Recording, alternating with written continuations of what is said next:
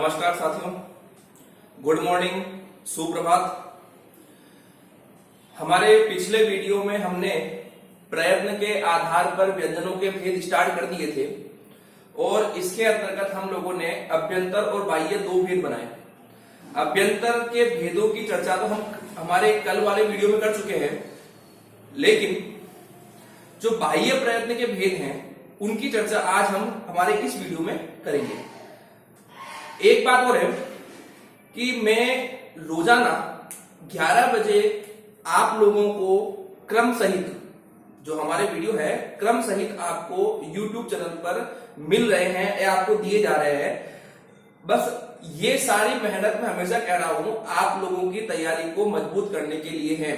अगर मैं आप लोगों के लिए अगर रोजाना 11 बजे क्लास प्रोवाइड करा सकता हूं तो आप लोगों को भी थोड़ा हिम्मत रख करके रोजाना उस क्लास को देखनी है, ताकि हमारा जो तैयारी का लेवल है वो बढ़ सके।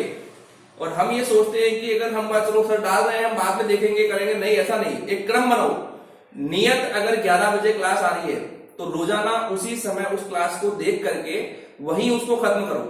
अगर आप उस वक्त नहीं देख रहे हैं और आपको लगता है कि हम बाद में कवर कर लेंगे या इस रूप में कर लेंगे, तो जब भी आपको समय मिले उस वीडियो को देख करके रोजाना का रोजाना टॉपिक खत्म करो। मैं आपको रोजाना स्क्रीनशॉट लेने का टाइम दे रहा हूं, उस टाइम में आप स्क्रीनशॉट ले लें, लेकिन जब समय मिले तो उनको अपनी नोटबुक में नोट करते रहें, ताकि वो एक क्रम बन जाएगा, याद करने का रूप बन जाएगा। ठीक है ना। इसके अलावा आज हमारे वर्ड में हम लोग बाह्य प्रयत्न चर्चा करेंगे। जितने भी लोग मेरा वीडियो देख रहे हैं अभी तक अगर सब्सक्राइब नहीं किया है तो सब्सक्राइब कर लें, बेल आइकन दबा दें, जिससे अगली बार जो भी वीडियो हो वो डायरेक्ट आपको फटाफट जल्दी मिल जाए। और आप लोग अपने मिलने वाले जितने लोग हैं उनको भी ये वीडियो शेयर करें, ताकि वो भी स्टडी कंटिन्यू कर सकें। इसके अलावा आप लोग इन वीडियो के बारे में मुझे कमेंट के माध्यम से जरूर बताएं कि सर वीडियो कैसे लग रहे हैं, हम स्टडी कैसे कर पा रहे हैं, नहीं कर पा रहे हैं, वो सब चीज बताएं। ठीक है ना। आप लोगों को फिलहाल स्टडी कंटिन्यू करने के लिए ही ये वीडियो बनाए जा रहे हैं, ताकि एक निरंतरता आपके दिमाग में बन सके। कल हमने यहां लिखा था प्रयत्न के आधार पर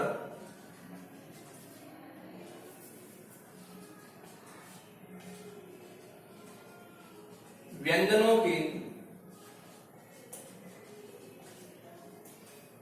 के भेद। सबको याद है कितने होते हैं ये? कितने होते हैं? दो कौन कौन से? पहला हमने लिखा था अभ्यंतर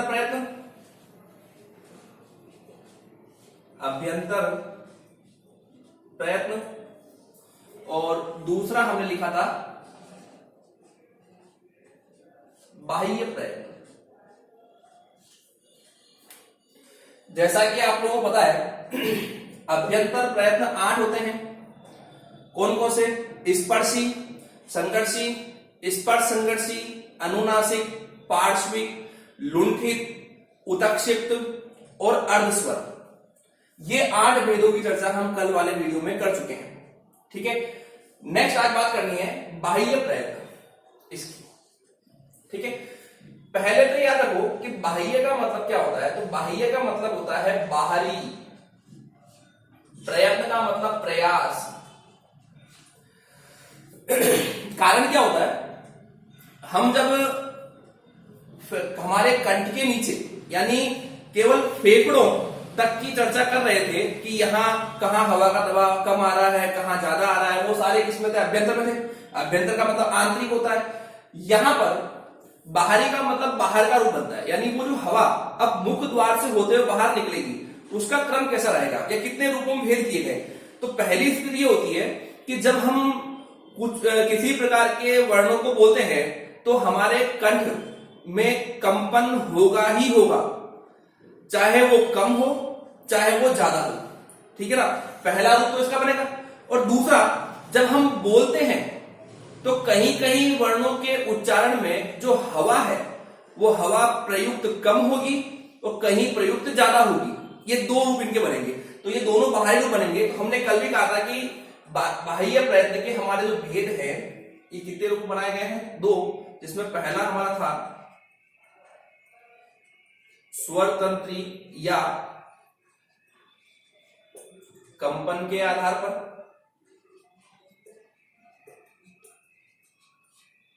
स्वर तंत्री या कंपन के आधार पर। और जो दूसरा भेद था वो हवा या प्राणत्व के आधार पर।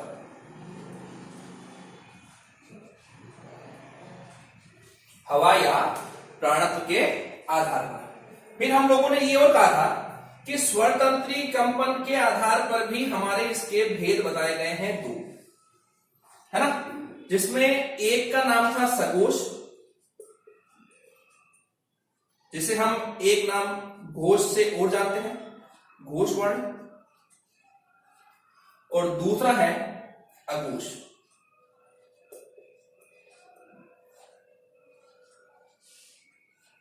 उसी प्रकार हवा या प्राणत्व के आधार पर भी हमारे भेद कितने बताए गए? दो। हवा का मतलब ये होता है, क्योंकि जाना ना, हवा हमारी प्राण वायु है, हवा है तो प्राण है, हवा नहीं है तो प्राण नहीं है, इसलिए हवा का ही एक और नाम क्या रखा गया? प्राण। ठीक है ना। तो यहां पर हवा या प्राणत्व के आधार पर का मतलब होता है कि जब भी हम व्यंजनों या स्वरों का उच्चारण करते हैं तो वहां पर उच्चारण में फेफड़ों से उठने वाली हवा जो होती है उसका प्रयोग या तो कम होगा या ज्यादा होगा। कम होगा तो उसका नाम होगा अल्प प्राण। अल्प का मतलब कम, प्राण का मतलब हवा, इसे बोलेंगे अल्प प्राण वर्ण। और जहां हवा का प्रयोग ज्यादा होगा उसे हम बोलेंगे महाप्राण वर्ण। महा का मतलब अधिक, प्राण का मतलब हवा। एक बार इसका स्क्रीनशॉट ले लें आप।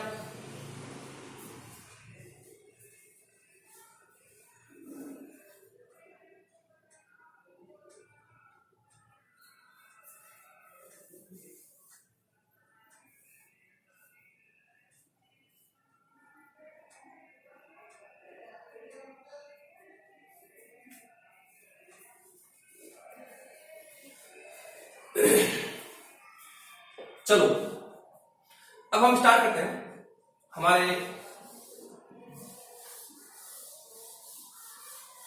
सबसे पहले वाले भेद, यानी बाह्य प्रयत्न का जो हमारा पहला भेद है, स्वर तंत्री या कंपन के आधार पर।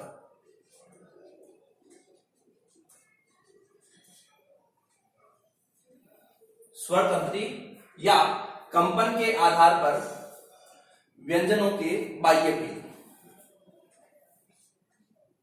अब इसमें क्या होगा? आधार पर भेद। अब इतना याद रखना कि अब जो हमने दो दो भेद किए हैं, चाहे वो सघोष हो चाहे अघोष हो, चाहे अल्प प्राण हो चाहे महाप्राण हो, इनमें दो दो जो भेद किए ना, इन दोनों भेदों में हम स्वरों को भी डिवाइडेशन में रखेंगे, यानी इनकी गणना में स्वर भी बैठेंगे। अगर आपने मेरा पहला वीडियो जो स्वर और स्वर के उच्चारण स्थान हमने लिखा था, है ना, तो उससे पहले उस वक्त स्वर की एक परिभाषा मैंने नहीं लिखाई थी कि सभी स्वर सघोष और अल्प प्राण होते हैं, और मैंने ये भी कहा था कि इसकी चर्चा बाद में करूंगा। तो यहां याद रखें कि चाहे स्वर हो चाहे व्यंजन हो, दोनों के ही उच्चारण में कंपन होता है और कंपन कम होता है, और दोनों के ही उच्चारण में हवा की मात्रा प्रयोग में कम आती है और ज्यादा आती है। ठीक है, तो हम लोग यहां पर जो डिवाइडेशन करेंगे वो 44 वर्णों का करेंगे। ध्यान रखना, ये हम 33 व्यंजन का नहीं करेंगे, 44 वर्णों का करेंगे। तो स्वर तंत्री या कंपन के आधार पर हमारे यहां दो भेद बताए गए हैं, जिसमें हमारा पहला भेद कौन सा है? सघोष। सघोष या घोष वर्ण।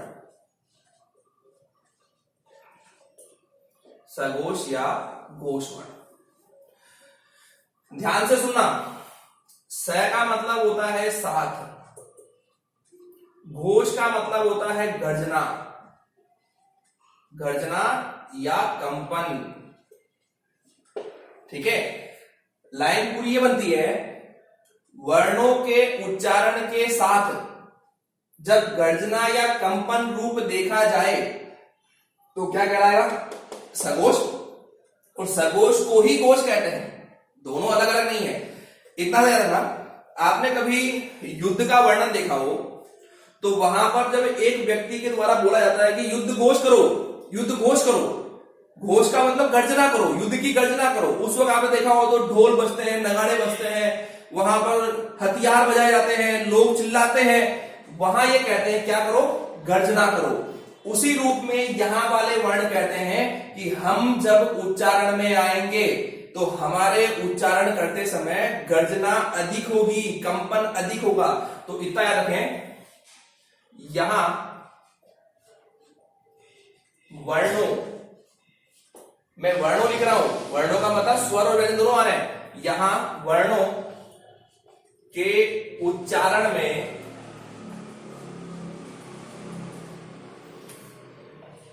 कंपन या गर्जना अधिक होती है।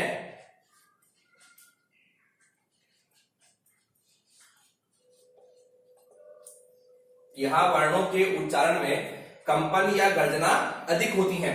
अब स्थिति यह है कि हमारे पास यहां पर व्यंजन कितने हैं, स्वर कितने हैं? तो आप लोगों को इतना याद रखना है कि हमारे पास स्वर कितने भैया? 11, व्यंजन कितने हैं? 33, कितने हुए? 44। तो जब सघोष और अघोष की बात करेंगे तो दोनों की काउंटिंग 44 ही आनी चाहिए, अलग अलग नहीं आनी चाहिए, ध्यान रखना ये। तो यहां पर यह कहते हैं कि जो सघोष वर्ण है, सघोष वर्ण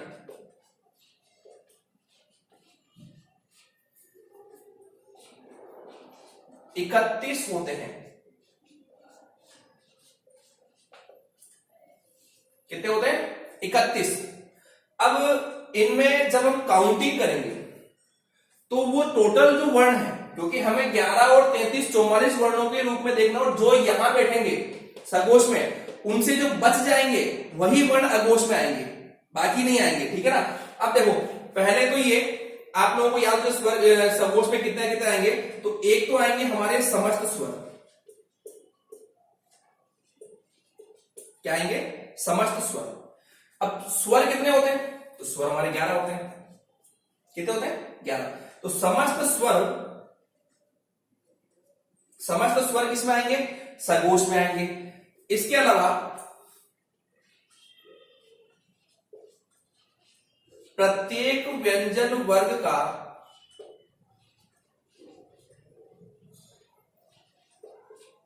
तीसरा, चौथा, पांचवा वर्ण,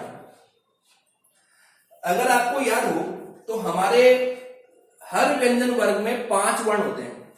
क, ख, ग, ग, ङ, हो गए 5 तो। फिर चाय, च, छ, ज, ज, य। अब इन 5 में से हमने कौन से लिए? तीसरा, चौथा, पांचवा। आपके दिमाग में इतना होना चाहिए कि हमारे पास जो व्यंजन वर्ग है वो कितने हैं? 5। हमने उनमें से कितने वर्ण लिए हैं? 1, 2, 3 वर्ण लिए हैं। कितने हो गए? 15 हुए ना 15। तो यहां पर रूप बन जाएगा। इसके अलावा हमारे सामने यहां पर 5 वर्ग, अगर मैं पूरा स्पष्ट करूं कि कौन कौन से वर्ण ही यहां पर आएंगे, स्पेशल जो हमने पहले कहा था कि यहां पर जो बच जाएंगे वह वर्ण कहां जाएंगे? अघोष में। तो एक बार देख लेते हैं कौन कौन से वर्ण यहां आ रहे हैं। तो एक हम पहले 5 वर्ण लिखते हैं। क वर्ग, च वर्ग, ट वर्ग, त वर्ग और प वर्ग। ये 5 वर्ग हो गए। हर एक के वर्ण लिखते हैं। क, ख, ग, घ और अंग, च, छ, ज, ज और इ, ट, ठ, ड, ढ और अण। ठीक है। नेक्स्ट है त, थ, द, ध और न। लास्ट आते हैं प, फ, ब, भ और म। ये हमारे 5 वर्ग हैं और 5 वर्ग में 25 वर्ण लिखे गए हैं। ठीक है। हमने यहां कौन सा लिया है? तीसरा, चौथा, पांचवा। ये हमारा पहला, दूसरा, तीसरा, चौथा, पांचवा। आप इतना काम करो कि ये यहां से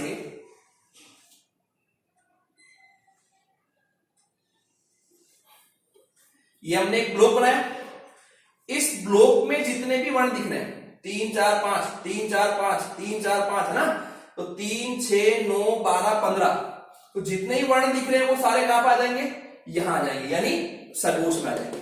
ठीक है, इसके अलावा और कौन से आएंगे, तो इसके अलावा हमारे आएंगे अंतस्थ व्यंजन। अंतस्थ व्यंजन सारे यहीं पे आएंगे। कौन कौन से हैं, य, र, ल और व। इसके अलावा और कौन सा बचा, ऊष्म। ऊष्म कितने होते हैं, 4, श, श, स है। उनमें से केवल एक वर्ण यहां आएगा और वो है। और टोटल जब हम काउंटिंग करेंगे तो इसकी काउंटिंग 31 हो जाएगी। जैसे 11 और 15 26, 4 30 और 1 31। अब सुनो, मैंने क्या कहा था, दोनों की काउंटिंग बराबर होनी चाहिए, यानी सगोश और अगोश दोनों को मिलाकर कितना दिखना चाहिए, 44 दिखना चाहिए, क्योंकि इन दोनों की काउंटिंग 44 ही होगी, है ना। तो यहां पर देखो, यहां कितने वर्ण आए, 31, तो अगोश में कितने आएंगे, 13। 13 कौन कौन से हैं, 2, अब जो बच गए, क्योंकि हमने यहाँ 3 4 5 ही लिया है, ये दोनों नहीं लिए हैं, है ना, तो 2 4 6 8 10 दिख रहे हैं, और 3 यहां दिख रहे हैं, क्योंकि हमने श को शामिल नहीं किया है, केवल है को बिठाया। तो 3 यहाँ के, 10 यहाँ के, 13 मिलकर के अगोश बनेंगे, वो चर्चा करेंगे। स्क्रीनशॉट लो पहले उसका।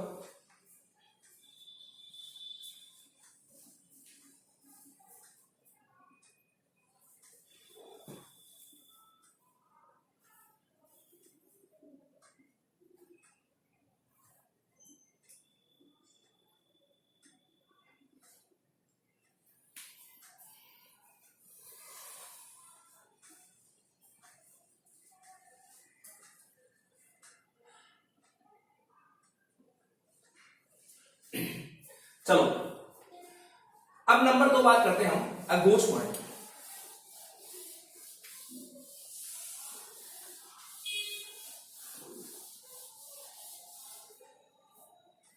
नंबर 2 हमारा होगा अगोश वर्ण।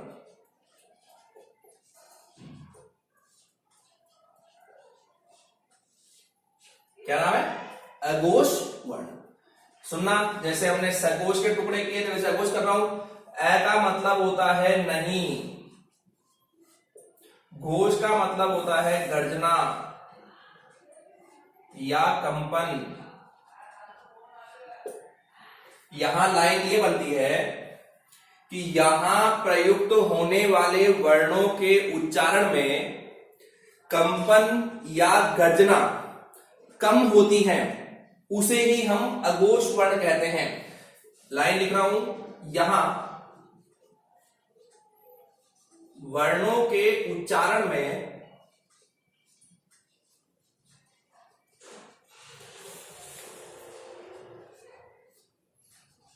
कंपन या गर्जना कम होती हैं।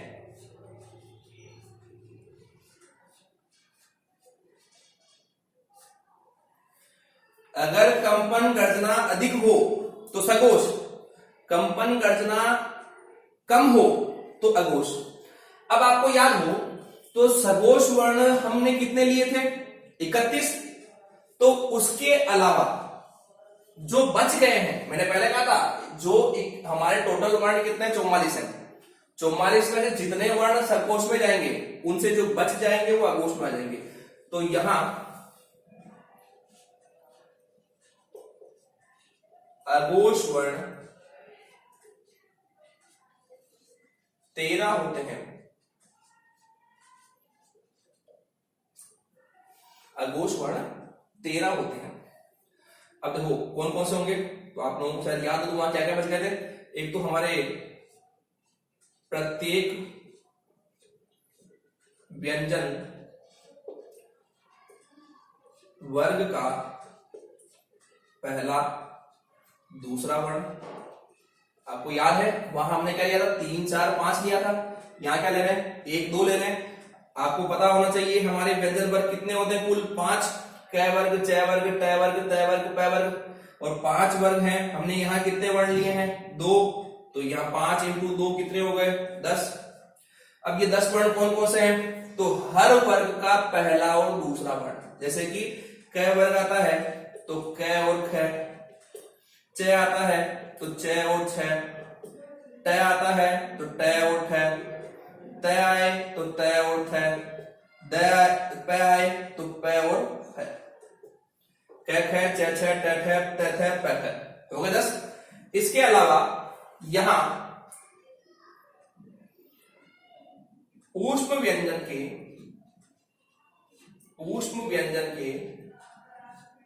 हमने वहां पर केवल एक वर्ण लिया था सगोश में, कौन सा लिया था, है। उसी रूप में यहां हमको जो बचे हुए 3 हैं उनको यहां बैठाएंगे, श, श और स, ये तीनों हो जाएंगे यहां। क्लियर, 10, 3 13, और हमारे अगोश वर्ण कितने हो गए, 13। स्क्रीनशॉट ले लो आप।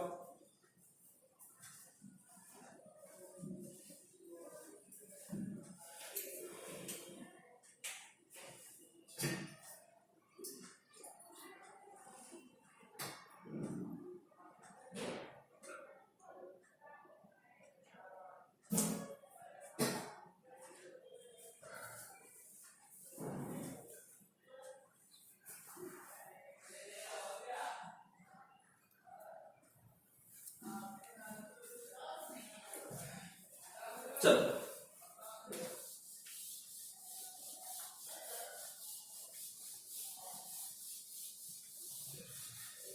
अब ये 2 भेद तो थे हमारे स्वर तंत्री या कंपन के, ठीक है, ये हो चुके। अब हम बात करेंगे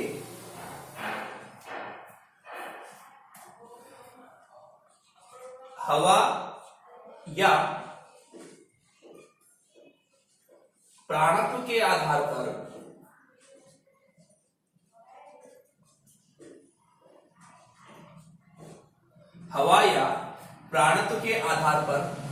भेद, ठीक है। पहले इतना याद रख लें, जितने भी वर्ण हैं, चाहे वो स्वर हो चाहे वो व्यंजन हो, उन सबको बोलने के अंतर्गत फेफड़ों की हवा प्रयुक्त होती है।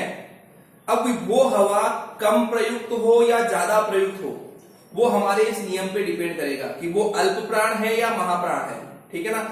आप लोगों को पहले भी मैंने कहा था कि हमारे पास स्वर और व्यंजन दोनों ही है, स्वर 11 है और व्यंजन 33 है, और दोनों की काउंटिंग कितनी आ रही है, 44। जैसे हमने सगोश और अगोश में किया था कि 31 सगोश आ रहे हैं तो 13 अगोश आ रहे हैं, है ना, तो उनमें दोनों की काउंटिंग मिला कितनी हो रही है, 44। उसी रूप में अल्प प्राण और महाप्राण में जब दोनों की वापस टोटलिंग करेंगे 44 आनी चाहिए, ठीक है ना। हवा या प्राणत्व के आधार पर हमारे भेद कितने, 2, पहला अल्प प्राण, दूसरा महाप्राण, मैंने चार्ट बनवाया था आपसे पहले। अब मैं एक बार फर्स्ट हेडिंग डालता हूं, पहला वाला टॉपिक हमारा है अल्प प्राण वर्ण, अल्प प्राण वर्ण, ठीक है। अल्प प्राण का मतलब होता है, सुनना पहले, अल्प का मतलब होता है कम, प्राण का मतलब होता है हवा, ठीक है। यहां लाइन ये बनेगी, यहां वर्णों के उच्चारण में फेफड़ों से उठने वाली हवा कम प्रयुक्त होती है, ध्यान रखना, यहां वर्णों के उच्चारण में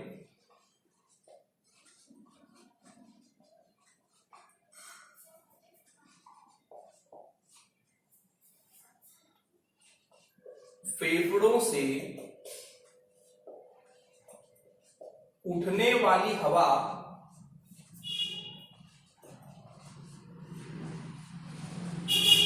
कम प्रयुक्त होती है।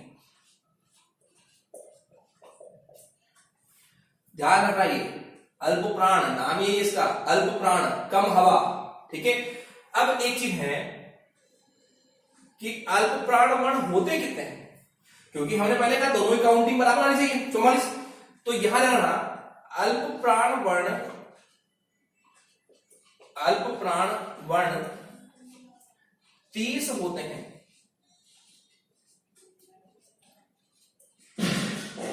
कितने होते हैं? अल्प प्राण वर्ण 30 होते हैं। यहां पर 30 कौन कौन से हैं? तो पहले तो यहां समस्त स्वर आएंगे। अल्प प्राण कितने होते हैं? 30। 30 कौन कौन से? सारे स्वर प्लस प्रत्येक व्यंजन वर्ण का पहला, तीसरा, पांचवा वर्ण, अर्थात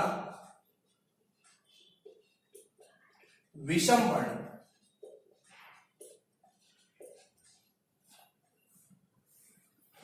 ठीक है ना? अब विषम का मतलब क्या होता है? जिनमें 2 का भाग न जाए। ठीक है, जैसे यहां देखते हैं, ध्यान सुनना, हमारे पास व्यंजन वर्ग है 5, क वर्ग, च वर्ग, ट वर्ग, त वर्ग, प वर्ग। हमने कितने वर्ण लिए? 3, 1 2 3, 5 इंटू 3 बराबर 15। ठीक है, जैसे हमने वहां देखा था घोष में, सेम कंडीशन याद रखते हैं। अब 5 वर्ग कौन कौन से हैं? क वर्ग, च वर्ग, ट, त और प। क, ख, ग, घ और घ, च, छ, ज, ज और ञ, ट, ठ, ड, ढ और ण, त, थ, द, ध और न, और लास्ट कौन सा है? प, फ, ब, भ और म। सुनो, ये हमारे 25 हो गए। हमने कौन से लिए? 1 3 5, ये पहला, ये तीसरा, ये पांचवा।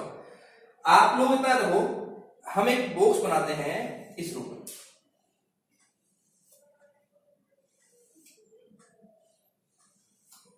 देखो, हमने जो बॉक्स बनाया है वो बनाया है दूसरे नंबर और चौथे नंबर में। तो आप इतना सा याद रखें, जितने जो जो वर्ण इस बॉक्स में है वो तो जाएंगे महाप्राण में, और जो बॉक्स से बाहर है 1 3 और 5 वो आ जाएंगे अल्प प्राण में। ठीक है ना? इसके अलावा यहां पर एक आएंगे अंतस्थ व्यंजन। अंतस्थ कितने होते हैं? 4। कौन कौन से? य, र, ल, व। ये 4 हो जाएंगे और टोटल काउंटिंग इनकी हो जाएगी 30। स्क्रीनशॉट ले लो फटाफट इसका।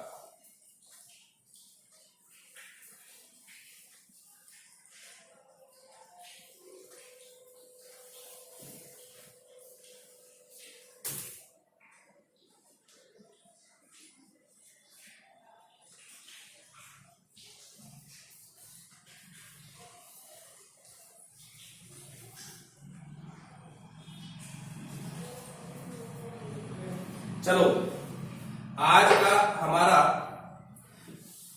लास्ट टॉपिक है महाप्राण, कि महाप्राण क्या होता है, कौन कौन से वर्ण आएंगे। नंबर 2, महाप्राण वर्ण।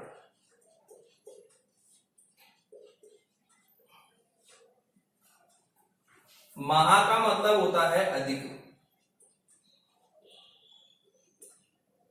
प्राण का मतलब होता है हवा। यहां प्रयुक्त होने वाले वर्णों के उच्चारण में हवा की मात्रा अधिक प्रयुक्त होती है। ध्यान रखना, ये यहां प्रयुक्त होने वाले वर्णों के उच्चारण में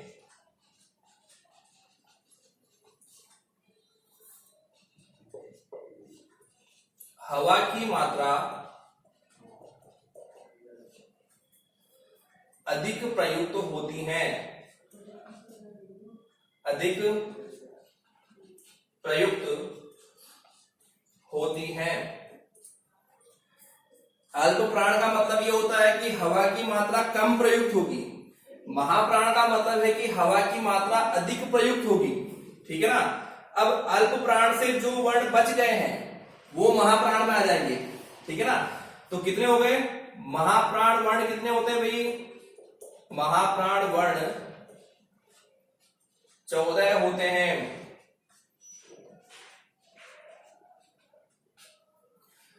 अब अल्प प्राण में जो जो बचे थे, जो मैंने आपको कहा था कि इनको हम ग्लोब में ले रहे हैं, वो वाले वर्ण और एक ऊष्म व्यंजन के वर्ण यहां आ जाएंगे, ठीक है। तो कौन कौन से हो गए? प्रत्येक व्यंजन वर्ग का दूसरा चौथा वर्ण अर्थात समवर्ण। सम का मतलब क्या होता है? जिसमें 2 का भाग जाए वो समवर्ण, जिसमें 2 का भाग न जाए वो विषम वर्ण। अब यहां पर आपको पता हो तो हमारे 5 वर्ग हैं, हर एक में कितने वर्ण लिए? 2, कितने हो गए? 10। वो ग्लोब वाले वर्ण याद है? हमने एक तो लिया था ख को, क ख, है ना, फिर घ घ, फिर चौथा आ जाएगा, फिर च वाला बात है च छ, फिर छ आ जाएगा, जय जय, फिर झंडे वाला जय आ जाएगा, ट ठ आ जाएगा, ड ढ, त थ, द ध, प फ और ब भ। यहां पर जो ये वर्ण लिखे आपको याद हो तो मैंने वहां इनको बॉक्स में किया था, ब्लॉक में किया था ना, यहां इनको हमें सिर्फ लिखना है। तो ये 10 वर्ण तो ये हो गए। इसके अलावा हमारे जो ऊष्म व्यंजन है, ऊष्म व्यंजन 4 कौन कौन से हैं? श, स और है। ये 4 वर्ड यहां हो जाएंगे और टोटल काउंटिंग हो जाएगी 14। 30 पहले आए थे, 14 यहां हो जाएंगे, ठीक है। इसकी छोटे लोन का